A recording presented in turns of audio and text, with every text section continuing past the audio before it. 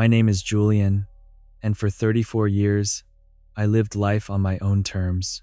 Growing up, the world told me I was different, that my love was wrong, and that I didn't belong. But I refused to believe that.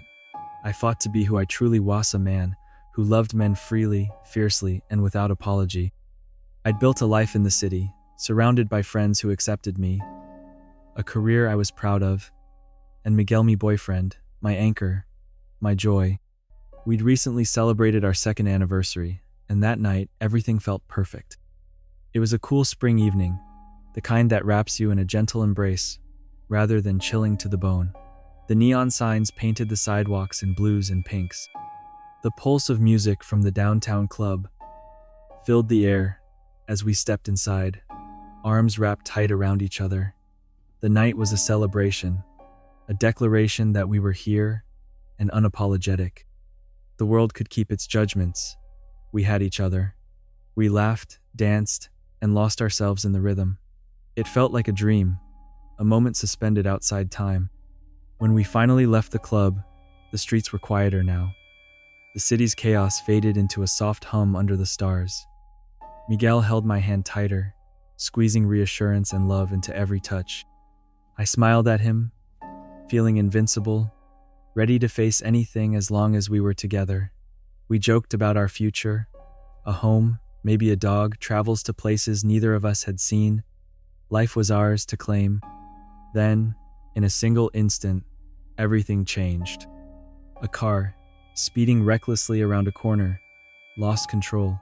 Its headlights blinded me just before the crash.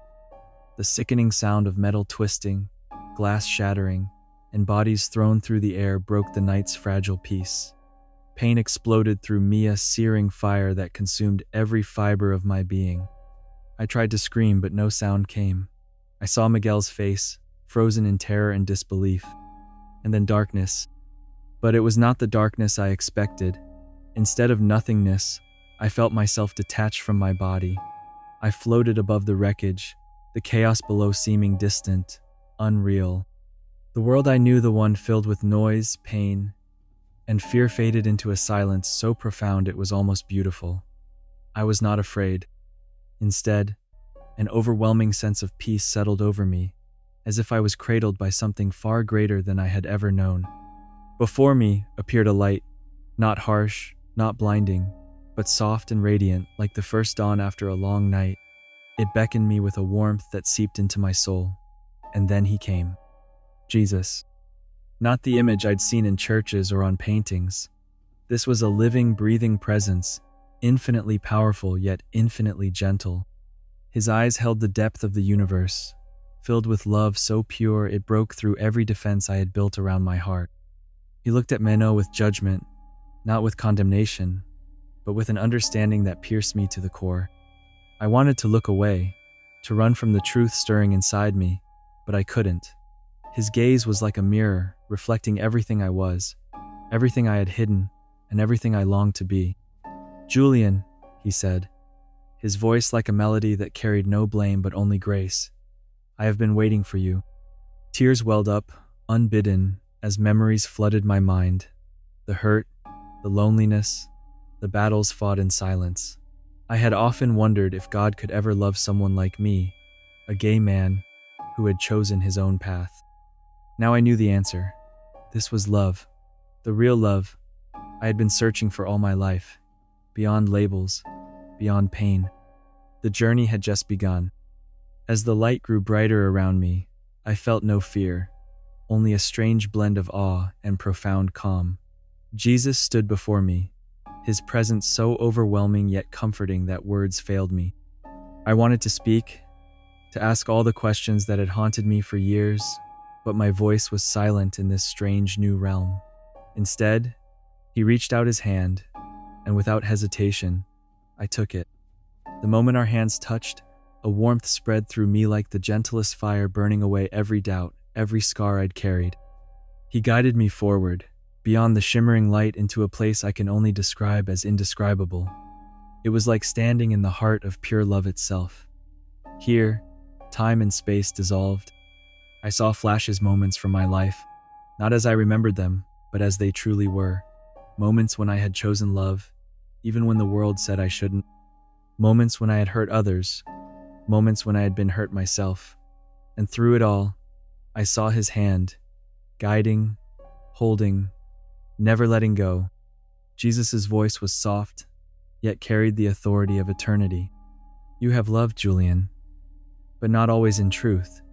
You have sought love in places that leave you empty, because you have not yet known what true love means. His words cut through me.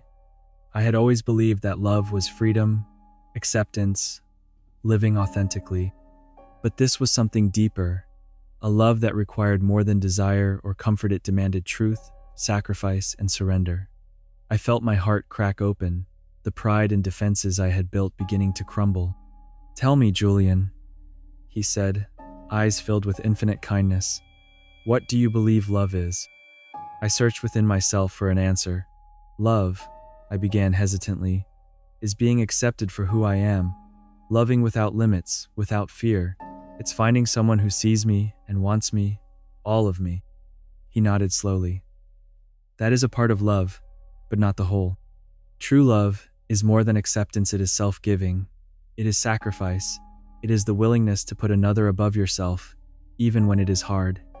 Love is the reflection of my heart." He paused, and I felt a rush of sorrow and hope wash over me. I gave my life for love, not just for those who are easy to love, but for all, including you. But love is not only about being loved, it is about loving rightly, loving as I love. For the first time, I felt the weight of my own choices, not just the external struggles of society's rejection, but the internal battles I had never faced. How often had I put myself first?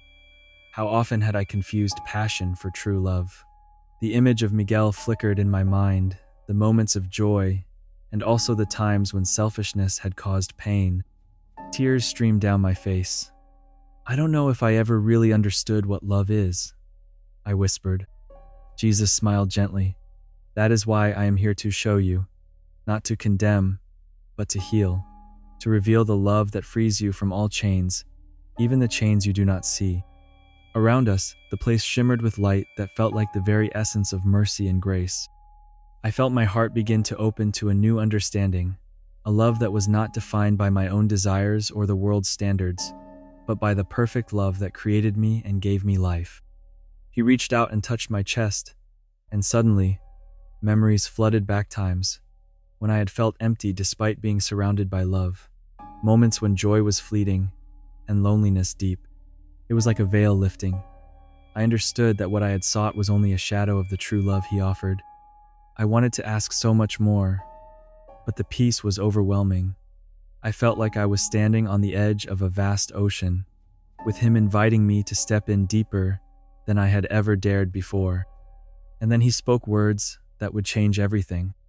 "Julian, love is not just what you feel or what you receive. Love is a gift, a calling, and a path. I will show you what love truly means. Are you willing to follow me?" I looked into those eyes, shining with patient, unwavering love, and I knew my life, what was left of it, would never be the same. I nodded, though words still felt inadequate. The presence of Jesus was overwhelming, in a way I could never have imagined, both humbling and comforting.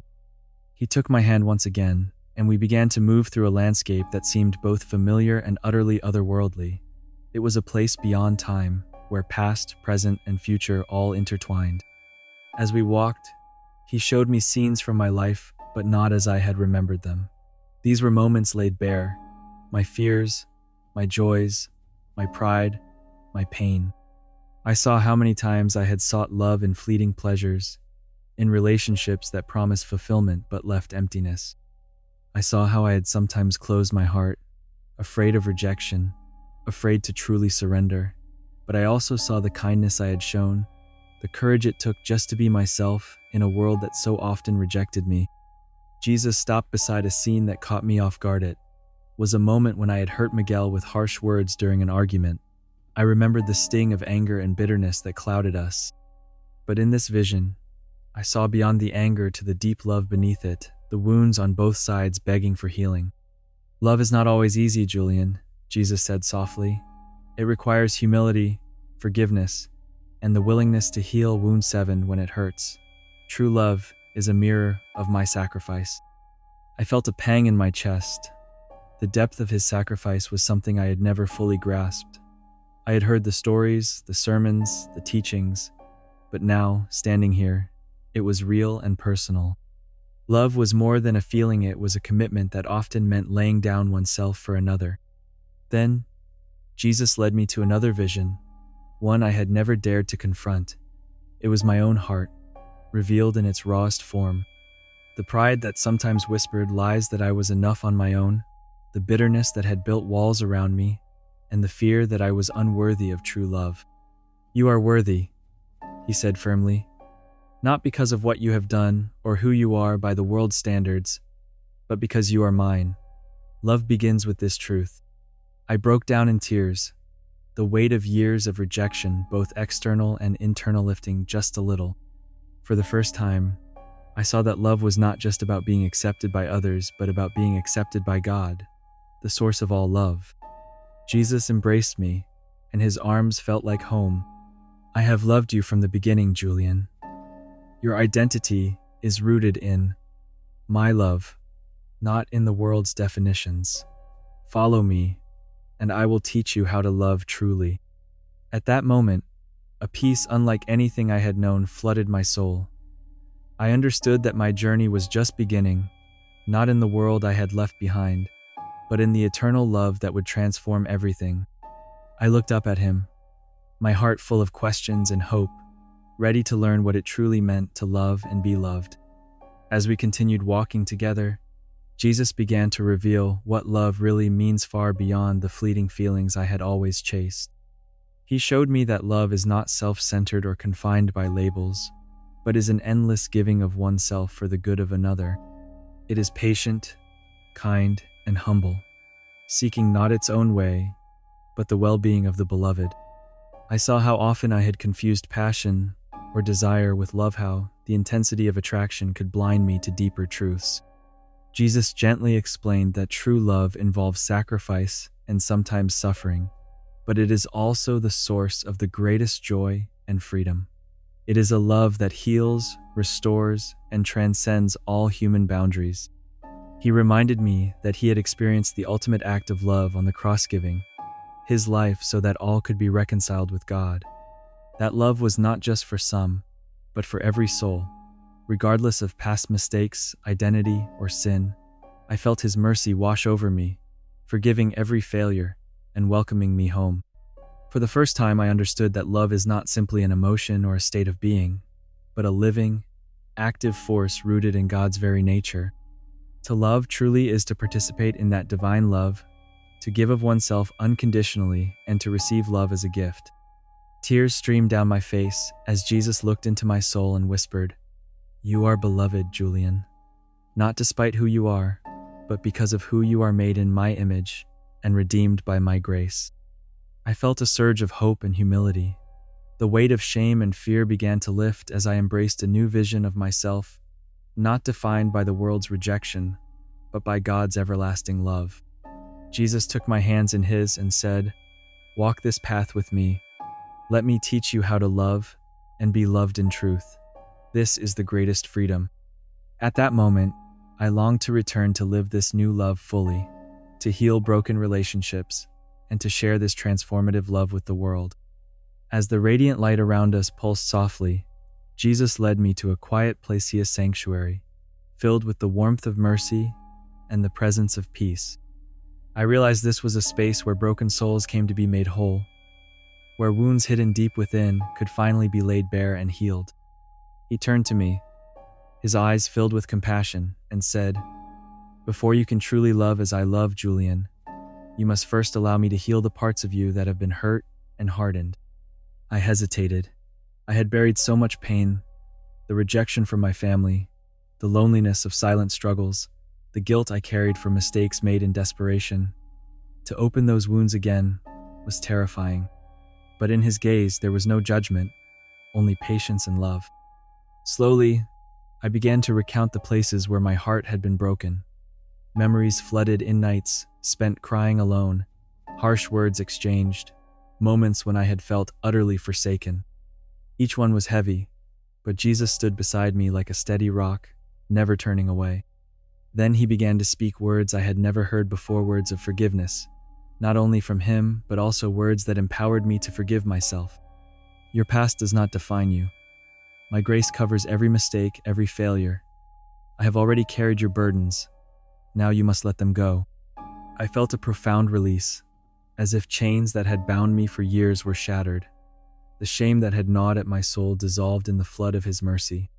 For the first time, I understood that forgiveness was not just about being pardoned, but about reclaiming the dignity and love that had always been mine. Jesus laid his hands on my heart, and warmth spread like a healing balm. I felt scars inside, wounds of rejection, bitterness, and fear begin to close. The heaviness lifted, replaced by a lightness I had never known. With tears streaming down my face, I whispered, "Thank you." He smiled gently. "Now you are ready to love, as I love freely, fully, and with a heart open to both giving and receiving." This healing was not an erasure of my past, but a transformation. It gave me strength to face the world anew, not as a victim of my circumstances, but as a beloved child of God, called to a higher love. As we prepared to move forward, Jesus reminded me, "True love is born in freedom. Free yourself from the chains of hurt and fear, and you will love without limits." I felt hope rising within me, like a dawn breaking after the longest night. The path ahead was unknown, but I was no longer afraid. With his love healing my soul, I was ready to embrace what true love really meant. As we continued our journey, Jesus spoke with a voice that resonated deeply within me, revealing truths that shook my very understanding of love. "Julian," he said, "love is not merely an emotion or a fleeting feeling. It is a conscious choice, an act of the will that reflects my own heart." He explained that the love I had often experienced in the world was incomplete, centered on self-gratification, fleeting desires, or social acceptance. True love, by contrast, is sacrificial. It requires putting others before oneself, even when it is difficult or painful. It does not seek its own benefit, but rejoices in the good of the beloved. Jesus took my hand and led me to a vision of his own life, the moments of tenderness with the marginalized, the forgiveness of enemies, the willingness to endure suffering and death for the sake of humanity. This was the love that transcended all human limitations, the love that conquers fear, hatred, and death itself. I saw how often I had confused passion for love, how often I had demanded love on my own terms rather than seeking to embody it fully. The realization was humbling. True love is not about what I can get or how I can be accepted. It is about what I give and how I serve. He then showed me a new way to love Miguel, not just as a partner or companion, but as a soul created in God's image, deserving of respect, patience, and mercy. The idea that love is a choice, a daily commitment beyond feelings, began to reshape my heart. Jesus said gently, "When you love in this way, Julian, you participate in the divine.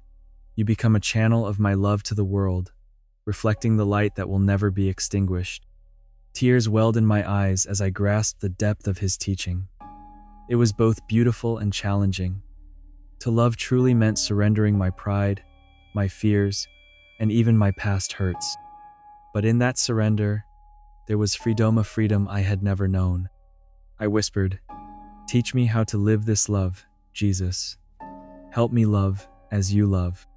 He smiled, his eyes shining with infinite grace. "I will never leave you. Walk with me, and you will know the fullness of love." In that moment, the walls I had built around my heart began to crumble. I understood that true love is not only felt, but lived, through humility, sacrifice, and grace. The light around us pulsed with the promise of a new beginning, a life transformed by the purest love imaginable. The moment came when Jesus gently told me it was time to return to live again in the world I had left behind, but with a heart forever changed. The light that had surrounded us softened, and I felt myself being drawn back toward my earthly body. Yet, I was not the same Julian who had left the crash scene. I was filled with a new understanding, a new purpose, and an overwhelming desire to live and love differently. As I descended, I saw my lifeless body lying on the cold pavement, surrounded by frantic paramedics. I longed to reach out to Miguel, to tell him everything about this journey, about the love I had experienced that transcended all earthly love, but words failed me in that moment. I was gently drawn back into my body.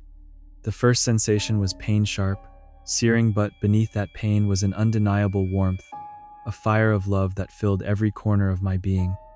My eyes fluttered open, and the bright hospital lights greeted me. Faces blurred around me, but Miguel's tearful gaze was the clearest thing I saw. Relief and hope shone in his eyes as he squeezed my hand. Though my body was weak, my spirit was renewed. I knew I had been given a second chance not just to live, but to love as I never had before. The love Jesus showed me was not confined to grand gestures or perfect moments. It was in the daily acts of kindness, patience, and forgiveness. It was in choosing to see others as he saw them, worthy of dignity and grace. In the days that followed, I began to rebuild not only my body, but my soul. I reached out to Miguel, apologizing for past hurts and asking for the grace to love him better. I sought reconciliation with friends and family I had pushed away, sharing my story and the profound transformation I had experienced. I became determined to live a life marked not by fear or pride, but by the self-giving love Jesus had taught me. I also came to understand that this love extended beyond my personal relationships. It was a call to compassion for all the marginalized, the broken, the lost. Love was a mission, a calling to be a light in a world often shadowed by pain and misunderstanding. I carry that encounter with me every day, the vivid memory of Jesus' gaze, his voice, and his unfailing love. It guides me when I stumble, strengthens me when I am weak, and inspires me to love more deeply than I ever thought possible.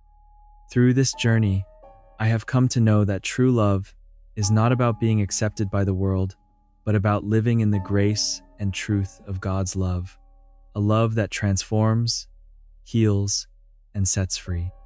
And in that love, I have found my true self whole, loved, and free. Now back in the world of the living, everything felt different. The air seemed sweeter, the light brighter, and every heartbeat a precious gift. But more than that, inside me something had shifted. Irreversibly, a fire had been ignited, the fire of true love, the love Jesus revealed to me in that otherworldly encounter. The first weeks after the crash were a whirlwind of physical recovery, medical appointments, and the quiet struggle of piecing my life back together. Yet, amid the pain and uncertainty, I felt a profound peace and clarity. This peace wasn't the absence of hardship, but a deep, unshakable certainty that I was loved fully, completely, without condition. I thought often about Miguel. Our relationship had been filled with joy, but also with moments of misunderstanding, pride, and fear. Now, I saw him through new eyes, softened by grace and illuminated by truth. I reached out to him, not with grand declarations or demands, but with humility and honesty. I shared my near-death experience, the overwhelming love I had encountered, and the lessons I was learning about what it means to truly love someone. He listened, tears welling in his eyes, and in that vulnerable space between us, something beautiful began to heal. We started to rebuild, piece by piece, learning to forgive past hurts and to love not only with passion but with patience and selflessness. But my transformation did not stop there. I realized that the love Jesus showed me was meant to ripple beyond my personal life. It was a love that called me to serve, to forgive, and to reach out to others with compassion, even those who differed from me or had hurt me. I began volunteering at shelters, engaging in conversations I had once avoided, and standing up for those marginalized by society. This love was radical and demanding. It asked me to set aside pride, to embrace humility, and to see beyond labels and boundaries. It was not easy. There were times when old fears and doubts crept back, moments when I faltered. But in those times, I returned to the memory of that light, that gaze, and that voice telling me I was beloved beyond measure. Living this love transformed everything: my relationships, my work, my view of the world. It reshaped my identity, not as defined by my past or my struggles, but as a child of God, called to love as Jesus loves. I now understand that the love I was shown is the greatest power in the universe, that conquers fear, heals wounds, and brings hope where there was none. It is a love that calls us all to rise above pain, prejudice, and brokenness. If you hear my story, know this: no matter where you are, no matter what you have done or who you are, the love Jesus offers is for you.